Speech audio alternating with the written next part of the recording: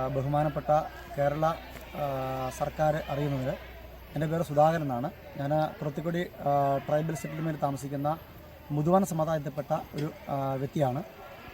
ഈ കാലങ്ങളായിട്ട് ഞങ്ങൾക്ക് കുറത്തിക്കുടിയിൽ ഒരു വൈസൂര്യമില്ലായിരുന്നു. എന്നാൽ KCBയുടെ മാങ്കുളം ജലവൈദ്യുതി പദ്ധതിയുടെ പേരിൽ പവർ ഹൗസ് ഞങ്ങളുടെ കൂടിയിലാണ് വരുന്നത്. അപ്പം അതിൻ്റെ മുഖേനയായിട്ട് അവർ വഴി നന്നാക്കിയിട്ടുണ്ട്. ആ വഴി നന്നാക്കിയതുകൊണ്ട് 8 മീറ്ററോളം വീതി വഴിക്കുണ്ട്. അപ്പം ആ വഴി വന്നത് കൊണ്ട് ഞങ്ങൾക്ക് ഏറ്റവും അനുകൂലപ്രദമായിട്ട് മാറും ഒരു ബസ് വന്നു കഴിഞ്ഞാൽ. അതിന് കാരണം പറഞ്ഞു കഴിഞ്ഞാൽ ഞങ്ങൾ കുറത്തിക്കുടിയിൽ നിന്ന് അടിമാലി മേഖലയിലേക്ക് ഒരു വണ്ടി വിളിച്ച് പോകണമെങ്കിൽ 4500 രൂപയാണ് ജീപ്പ് കൂലി മേടിക്കുന്നത്. അപ്പം ഒരു ബസ് വന്നു കഴിഞ്ഞാൽ ഞങ്ങൾക്ക് ഏറ്റവും കുറഞ്ഞത് ഒരു 200 രൂപയ്ക്ക് നമുക്ക് അടിമാലി പോയിട്ട് തിരിച്ചു വരാനുള്ള സംവിധാനമുണ്ട്. അങ്ങനെ ഒരു സാഹചര്യമുണ്ട്. അപ്പം ഈ കാര്യം ഞങ്ങൾ കേരള ഗവൺമെൻറ്റിനോട് ധരിപ്പിക്കുന്നു.